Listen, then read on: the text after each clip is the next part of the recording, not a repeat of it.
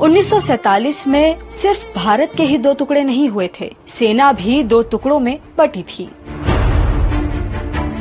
आजादी के वक्त ब्रिटिश इंडियन आर्मी के 4 लाख जवानों में से करीब 1,30,000 मुस्लिम थे। बंटवारे के वक्त करीब 98% मुस्लिम सैनिकों ने पाकिस्तान को चुना था। भारत पाकिस्तान बंटवारे की त्रासदी की याद में भारत में 2021 से हर साल 14 अगस्त को विभाजन विभीषिका स्मृति दिवस मनाया जाता है।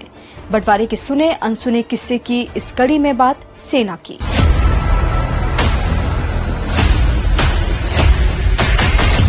आजादी और बंटवारे से पहले मार्च 1947 में एक बैठक के दौरान वाइसरॉय लॉर्ड माउंटबेटन ने अपने कैबिनेट मंत्रियों से पूछा कि क्या धर्म के आधार पर सेना का बंटवारा किया जाना चाहिए। मोहम्मद अली जिन्ना बिना सेना के बंटवारे के लिए राजी नहीं थे। उन्होंने कहा था कि जब तक हमें सेना नहीं दी जाती, हम पाकिस्तान सरकार का शासन अपने हाथों में नहीं लेंगे। इसलिए सेना का ट्रांसफर तुरंत शुरू कर देना चाहिए। जिसके बाद 4 जुलाई को माउंटबेटन की अगुवाई में सेना का मूवमेंट शुरू हुआ। 14 अगस्त 1947 को ब्रिटिश इंडियन आर्मी को खत्म करने के आदेश के साथ सैनिकों को अपनी मर्जी से भारत या पाकिस्तान में से एक को चुनने को कहा गया।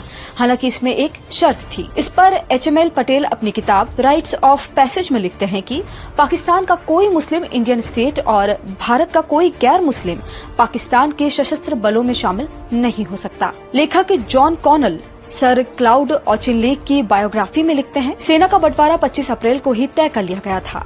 हालांकि ये प्रशासनिक और कूटनीतिक चीजों को दरकिनार कर सिर्फ राजनीतिक निर्णय था। ऑचिनलेक ने 20 जून 1947 को माउंटबेटन को एक पत्र में लिखा, पूरे उत्तर भारत में सेना की यूनिट्स छोटे छोटे टुकड़ों में बटी है। अगले 6 महीने तक इन यूनिट्स की लगातार हिंदुस्तान और पाकिस्तान में अदला बदली चलेगी। इस बीच अगर हालात बिगड़े तो सेना वापस ऐसी स्थिति में नहीं आ पाएगी कि वो लॉ एंड ऑर्डर संभाल पाए। पूर्व केंद्रीय गृह सचिव डॉक्टर माधव गौडबोले के मुताबिक अगर पूरा वीडियो देखने के लिए डाउनलोड करें दैनिक भास्कर ऐप।